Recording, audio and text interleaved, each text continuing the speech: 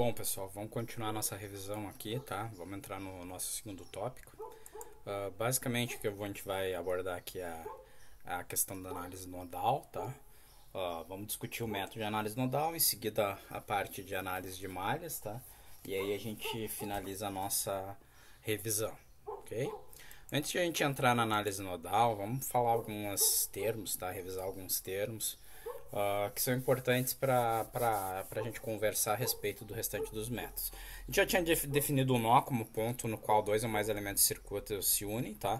Mas existem alguns conceitos a mais que vão passar aqui pelas duas técnicas de análise. A gente tem o conceito de nó essencial, que é todo nó no qual três ou mais elementos do circuito se unem. Então, notem que o nó essencial é um nó, tá? Só que a gente bota uma restrição um pouquinho maior, que não basta dois elementos de circuito estarem conectados, tá? Eu preciso de um nó essencial de três elementos de circuito. O nó essencial é um conceito que a gente não vai usar, tá? Na realidade, o método nodal ele utiliza o conceito de nó essencial a fim de minimizar a quantidade de equações. Porém, aqui para não complicar mais aqui, pelo menos no início, o nosso processo de análise, a gente vai usar o conceito de nó normal, tá? E aí quando for conveniente, eu vou explicando e introduzindo o conceito de nó essencial para mostrar para vocês quais seriam as situações em que ele seria interessante de ser utilizado. A gente chama de caminho todo o caminho do circuito que liga elementos, tá?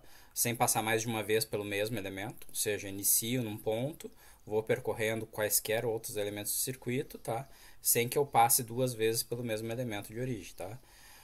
Um ramo é um caminho que liga dois nós, ou seja, né, sai do nó A, passa por um elemento e chega no nó B.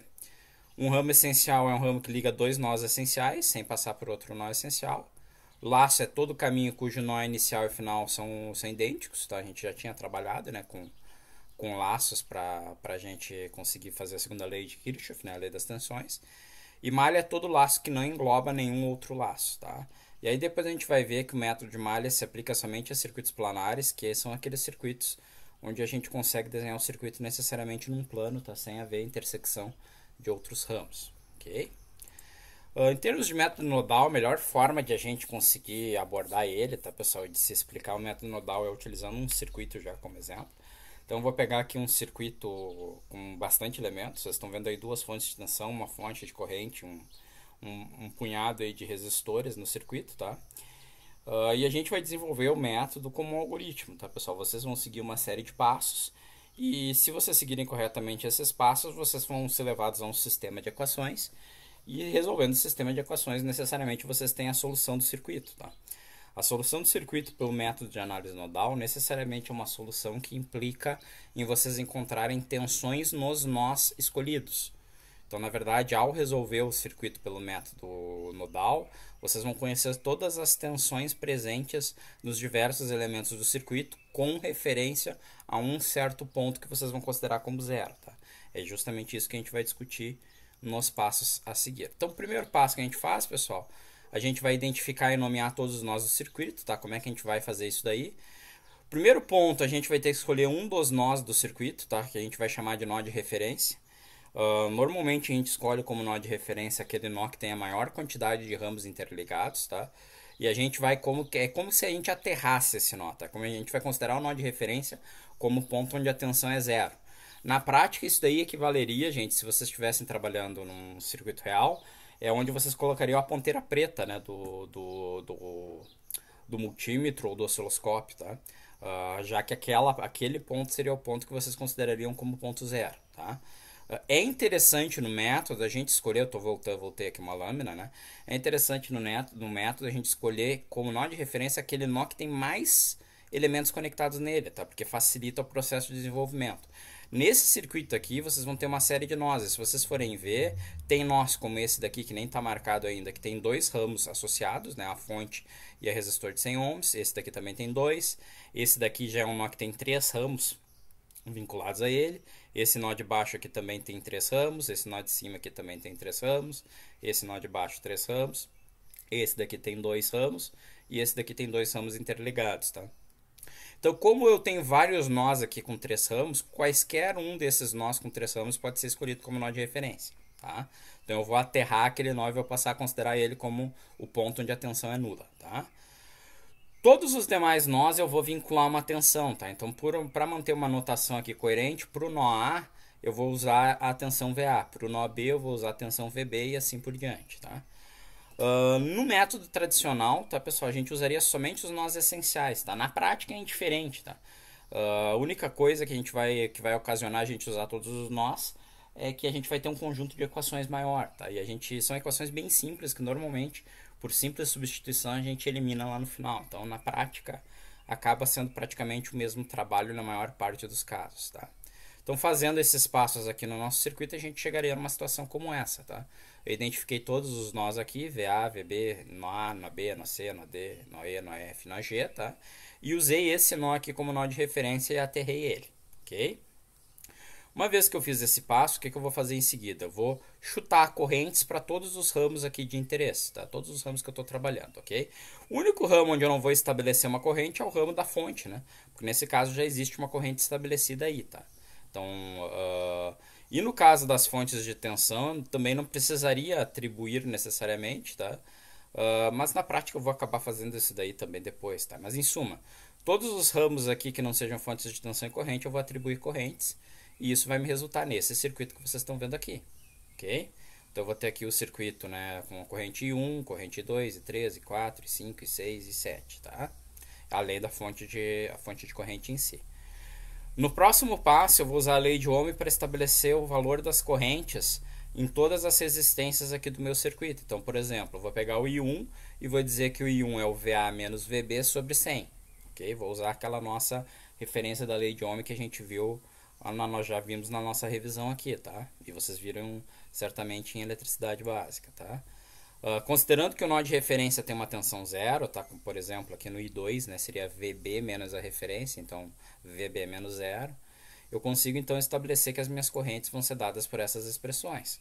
Okay? Então, de novo, vamos pegar mais uma aqui, ó, I5. I5 está nesse sentido aqui, né, pessoal? Da esquerda para a direita. Então, seria o zero, que é o nó de referência, menos o VF sobre 50. Então, vocês vão ver que é isso que está aqui, ó. 0 menos VF sobre 50, ok? Então, fizemos isso para todas as correntes estabelecidas. Em seguida, se existirem fontes dependentes, a gente tem que escrever uma equação da fonte, uma equação da variável de controle da fonte, tá? Em razão das correntes e tensões estabelecidas. Isso a gente vai ver no próximo exemplo, tá? Em alguns casos, a gente tem que usar a lei de Kirchhoff para fazer isso, tá? Então, não temos esse passo, né? Porque a gente não tem fonte dependente no circuito, mas temos o próximo. Caso existam fontes de tensão, o que a gente vai fazer? A gente vai escrever uma equação para cada fonte, tá? Então, por exemplo, essa fonte aqui é barbada de escrever, né? VA menos VG tem que ser igual a 10. Perfeito? Essa outra aqui, VE menos VF tem que ser igual a 20, tá? Então, vou escrever uma equação para cada fonte e após escrever a equação, eu vou eliminar a fonte da representação do meu circuito, tá? É como se eu tivesse... Na verdade, não é isso que está acontecendo, tá? Mas para facilitar a compreensão de vocês, eu vou colocar no lugar da fonte um curto, tá? E é como se eu for... Como na prática o que eu estou fazendo é unindo os dois nós, que são os nós extremos da minha fonte de tensão, e criando aquilo que a gente chama de um supernó, ou seja, a união desses nós da fonte, tá?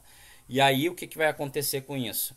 Ao invés de eu ter dois nós para analisar no lado da fonte, por exemplo, aqui eu teria que analisar o nó A e o nó G.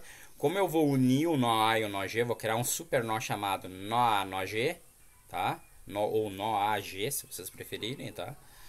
Eu vou unir esses dois nós, então eu vou ter uma equação única para os dois. Então isso vai me simplificar depois o processo de análise, tá? Única situação que eu não vou analisar é se eu estiver unindo um dos nós na fonte na referência, porque quando eu uno na referência, vocês vão ver na regra a seguir que o nó de referência a gente não analisa, tá? Então, na prática, o que eu estou fazendo aqui? Peguei as duas fontes, escrevi de novo aqui as equações, né? Para ficar mais óbvio aqui para vocês, tá? Redesenho o circuito, e aí eu tenho o super nó AG e o super nó EF, desculpe, tá? Aqui eu destaquei ainda quais são os supernós que a gente criou, tá? Uma vez que eu tenha isso, eu vou escrever a equação das correntes dos nós e supernós. E para cada supernó será gerada uma única equação, né? Ao invés de gerar uma equação para o nó A e nó G, eu vou considerar uma equação para os dois juntos, tá? Para os demais nós, eu vou gerar uma equação de acordo com as leis de Kirchhoff, para o supernó também, tá? E para o nó de referência a gente não escreve nenhuma equação, ok? Então, para o circuito que a gente tem aqui, barbada, né? Vamos pegar o VB aqui, que é um caso mais simples, né? Eu tenho a corrente I1 entrando, a corrente I2 e a corrente I4 saindo. Então, I1 tem que ser igual a I2 mais I4, ó. I1 tem que ser igual a I2 mais I4. Para o supernó aqui, vamos pegar o supernó EF. Se vocês verem bem, eu tenho uma corrente I7 entrando, eu tenho uma corrente I5 entrando e eu tenho uma corrente de 500 mA entrando. Então a soma de I5 e I7 de 500 mA tem que dar zero, porque não existe corrente saindo do supernó. Vamos ver se é isso. I5 e I7 mais 500 mA igual a zero. E escrevo todas as equações de nós do meu circuito, tá? E aí eu vou ter esse passo finalizado. Aqui eu só estou destacando que as equações dos nós não essenciais, sejam eles nós ou supernós, tá, são bem diretas, né? E normalmente vão ser equações que vão dizer que uma corrente é igual a outra, tá? Então por isso que elas poderiam ser facilmente eliminadas da minha, lá do meu conjunto de fórmulas, tá? Eu poderia simplesmente dizer, ao invés de usar I7 eu vou usar I6 no lugar, tá? Daria na mesma, tá? Mas a gente vai manter elas e a gente elimina só no sistema final. Então, no final desse processo, gente, eu vou ter um sistema de equações, tá? Que vai ser formado pelo quê? Pelas equações das correntes em cima dos resistores, pela equação da variável de controle das fontes dependentes, pela equação das fontes de tensão e pelas equações nodais. Então, para o nosso circuito, deu esse carinha aí, tá? Se vocês forem ver, então aqui temos as equações correntes, equações das fontes de tensão, equações dos nós, não temos fonte dependente, então não temos a equação da fonte dependente, tá? Então a gente tem que agora unir esses caras aqui, tá, pessoal, para formar um sistema de equações a ser solucionado. O nosso sistema de equações vai ser formado pelas equações das fontes de tensão e pelas equações nodais. Então o meu processo vai ser um processo onde eu vou substituir as minhas correntes aqui nas expressões das equações dos nós. Então, na verdade, o meu sistema de equações vai ser um sistema de equações onde eu vou ter todas as tensões de nós estabelecidas, tá? Como eu tinha dito lá no início, ao solucionar esse sistema, a gente vai ter o que? A gente vai ter todas as tensões de nós estabelecidas, tá? Então, basicamente, é isso que eu vou fazer agora. Então, se vocês notarem aqui, eu tenho I1 mais I3. I1 é VA menos VB sobre 100, I3 é VG menos 0 sobre 80. Vou substituir aqui na equação do supernó e vou ficar com essa expressão aqui, ó. E assim eu vou repetir em todas as minhas equações, tá? Eu vou pegar cada uma das definições das correntes, eu vou substituir nas equações dos nós. E aí eu vou ficar com um conjunto de equações que nem esse daqui. Esse conjunto aqui é chato de trabalhar, tá? Porque ele tem denominadores distintos aqui, então a gente vai normalizar esse conjunto de equações, tá? Vocês vão pegar aqui o MTC, tá? Ou vão pegar simplesmente um múltiplo aqui que seja comum a todos esses caras aqui, tá? E aí vocês vão trabalhando as equações de forma a eliminar esse denominador, tá? Então aqui é o jeito mais simples de a gente fazer isso, né, pessoal? Para essa primeira equação eu faço o denominador ser 100 vezes 80. Então 100 vezes 80 dividido por 100 vai dar 80 vezes essa expressão aqui. 100 vezes 80 dividido por 80 vai dar 100 vezes essa expressão aqui, que é o que vocês estão vendo aqui na primeira equação, ó. Perfeito? Vocês vão repetir isso para todas as demais equações. Então aqui na segunda equação, que é do nó B, né, eu tenho 100, tenho 50 e tenho 20. Então faço o meu denominador ser 100 vezes 50 vezes 20. Divido 100 vezes 50 vezes 20 por 100, vai dar 50 vezes 20. Então 50 vezes 20 vezes a primeira expressão. Divido 100 vezes 50 vezes 20 por 50, vai ficar 100 vezes 20 vezes VB menos VC. Olha aí, ó. 100 vezes 20 vezes VB menos VC. Repita esse processo para todas as equações. A partir do momento onde eu fiz isso daqui, eu posso eliminar os denominadores, porque o denominador é comum a todos os elementos da equação, tá? E aí eu fico com um conjunto de equações que eu posso trabalhar em razão das multiplicações que eu tenho aí. Então aqui, né, por exemplo, 80 vezes VA menos 80 vezes VB mais 100 vezes VG, tá? Soma e subtrai tudo que for necessário aí, botando por um lado todas as tensões e para o outro lado todas as constantes, e eu vou ficar com um sistema de equação que é com um sistema ainda não, com um conjunto de equações que é esse daqui, tá? Então, pessoal, esse trabalho aqui final de vocês passarem dessa etapa para cá, eu deixo para vocês, mas é uma coisa bastante simples, só multiplicações e somas aí, subtrações, tá? E aí o que a gente faz? A gente junta agora esse conjunto de equações, que só tem tensões aqui no meio, com as tensões das fontes, e aí a gente tem um sistema que tem que ser resolvido, tá? Como é que vocês podem resolver esse sistema? Bom, aí a gente tem que ter um processo aí de solução do sistema. Eu posso tentar resolver na mão, nesse caso seria bastante trabalhoso, tá? Porque é um sistema, a gente tem o que aqui? Uma, duas, três, quatro, cinco, seis, sete equações, sete variáveis, tá? Vai dar um senhor trabalho, ou vocês podem recorrer a uma boa calculadora para isso, tá? Então vou mostrar para vocês em seguida um exemplo. Bom, pessoal, eu achei aqui um sitezinho para vocês que tenha uma das calculadoras que é possível vocês usarem para fazer esse trabalho, tá? Eu vou mostrar aqui para vocês o processo de solução. Óbvio que é mais interessante vocês terem essa calculadora à mão, tá? Como vocês estão na modalidade remota, pessoal, eu sugiro que vocês inclusive instalem essa calculadora no celular de vocês, tá? Se vocês procurarem no Android HP48, vocês vão achar emuladores, vocês conseguem usar lá daí, tá? Deixa eu só recarregar aqui. Aqui eu vou dizer que eu não quero recarregar a memória, ele vai abrir a calculadora aqui no padrão dela, tá? E para calcular sistemas é bem simples. Eu não vou explicar todo o processo, tá? Mas essa calculadora aqui é uma calculadora com a notação que a gente chama de anotação polonesa, tá? Então, na prática, eu primeiro entro o cálculo que eu quero fazer, né? Então, é 9 e 9 e eu entro a operação entre esses dois. 9 vezes 9 é 81, tá?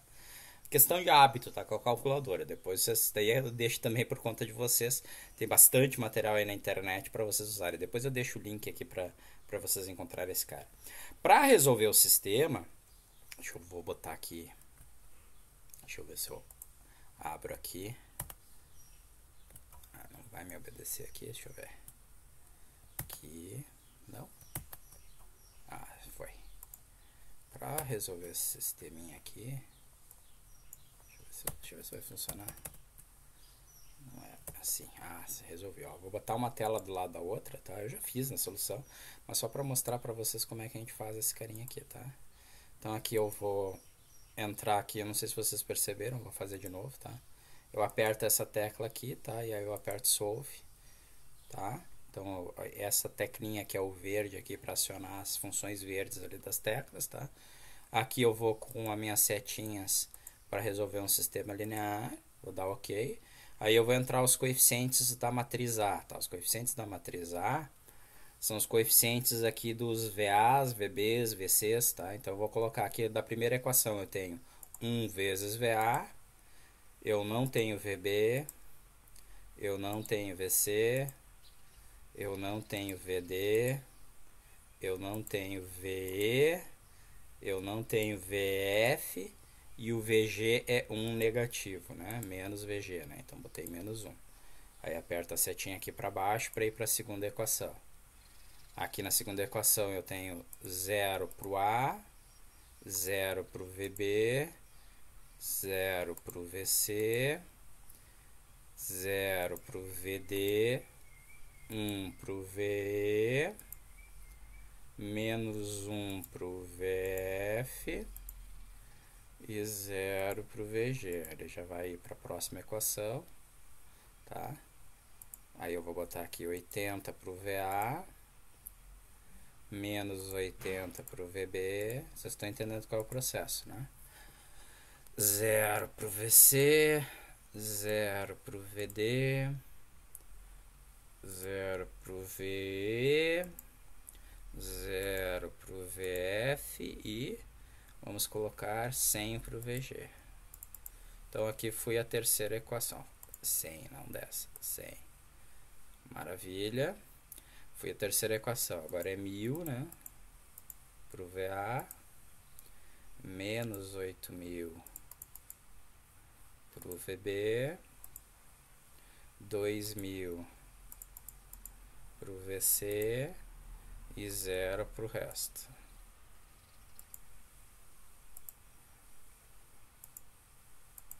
É meio lento aqui o simulador, né, online, mas funciona naquele caso assim de não tô com nada na mão, né, vamos usar esse cara. E é o jeito que eu achei aqui de mostrar como é que eu resolveria esse sistema para essa calculadora. De novo, resolvam da forma que vocês acharem mais conveniente. Dá para usar MATLAB, dá para usar uns... Deve ter uma quantidade absurda de ferramentas para resolver esse sistema, tá? 25 VB, menos 75 VC, 50 VD e o resto é 0.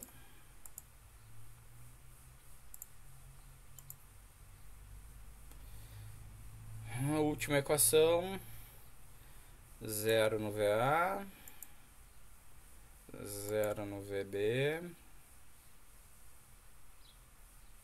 Ah, não é a última ainda, né? Que desculpe, pulei uma, né? 100, eu fiz a de 25, falta fazer essa daqui, né? Então, 0 no VA, 0 no VB, 75 agora positivo no VC, 100 negativo no VD,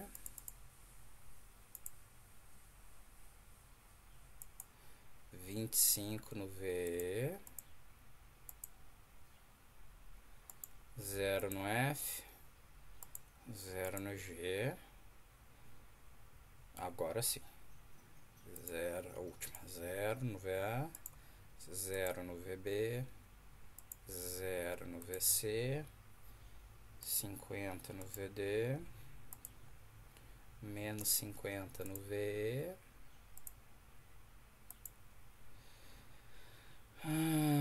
menos 75 no VF e 0 no VG. Entramos na última equação. Quando a gente entra na última equação, a gente aperta Enter para finalizar, tá? Mais uma vez. Aí agora a gente tem que ir aqui para os valores independentes, né? Para os coeficientes independentes, né? Eu vou apertar aqui o Edit e aqui é uma coluna só, tá? Com o valor de cada uma das equações na mesma ordem das equações. Então é 10, 20,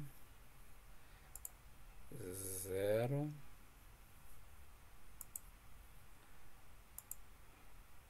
0, 625,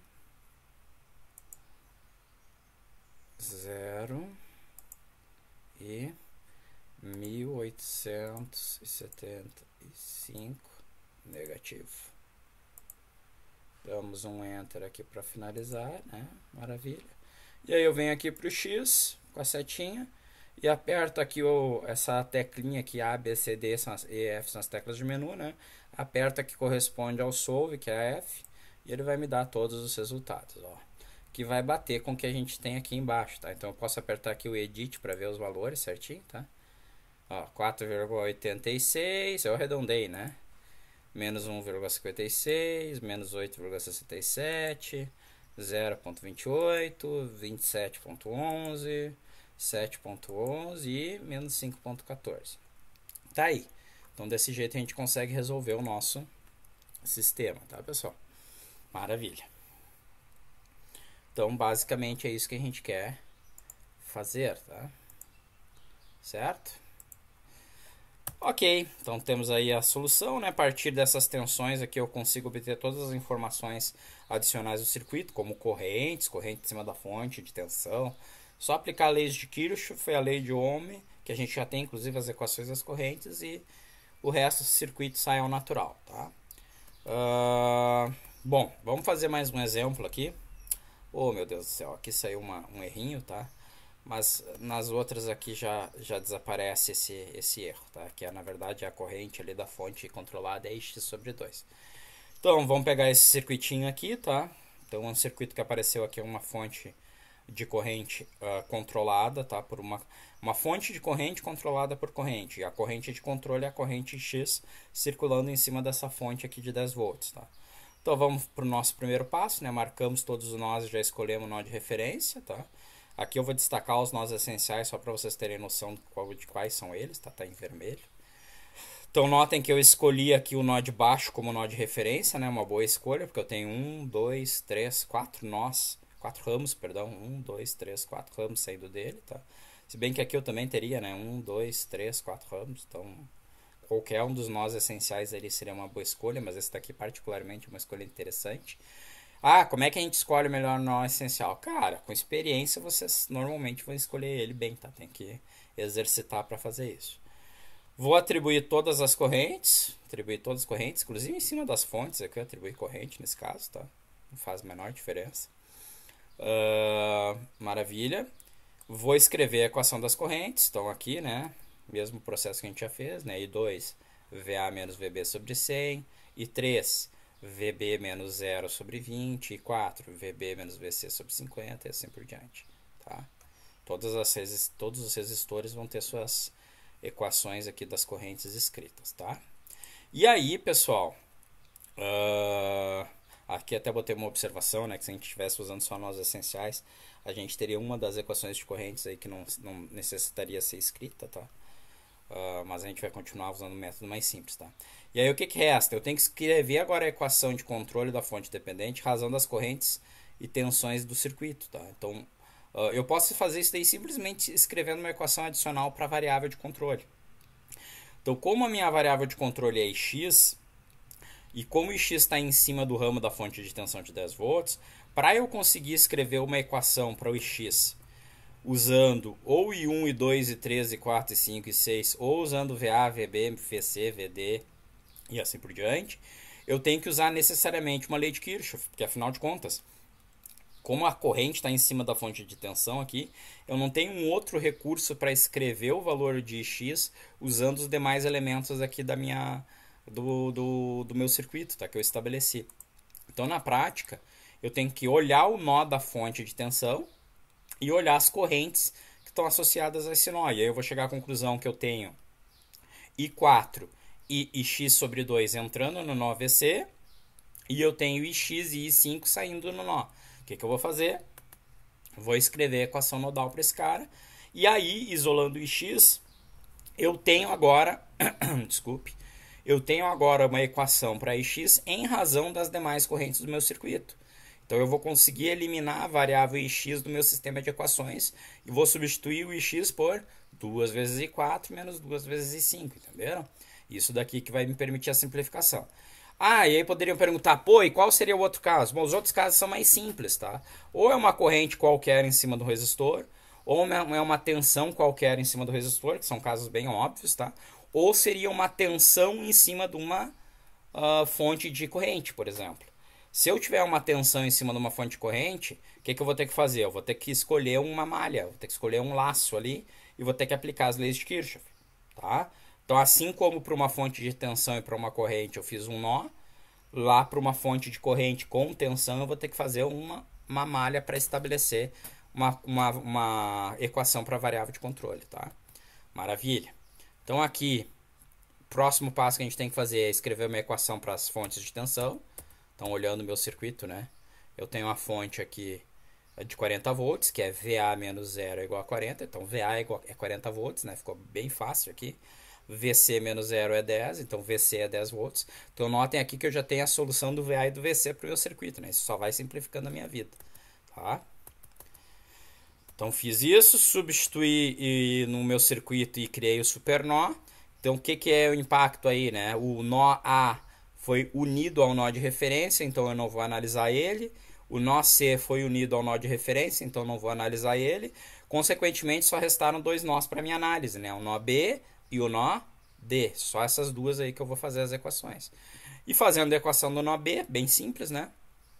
I2 entra, I3, I4 e IX sobre 2 sai. Tá aqui. E do nó D, então, mais simples ainda, né? I5 entra e I6 sai. Então tá aí o nosso sistema de equações. Basta a gente organizar agora o sistema, né? Agora eu tenho a equação do quê? Das fontes dependentes, das fontes de tensão, dos nós e das correntes, tá? Consequentemente, juntando isso tudo, onde é que eu vou juntar sempre? Sempre na direção dos nós aqui, né? Vou substituir as minhas correntes, tá? No caso, eu vou substituir primeiro a fonte dependente, eu quero eliminar a variável x, né? Então ficou assim, eliminando a variável x. Manipulo a equação e fico com essa expressão aqui, tá? Manipulo de novo, né?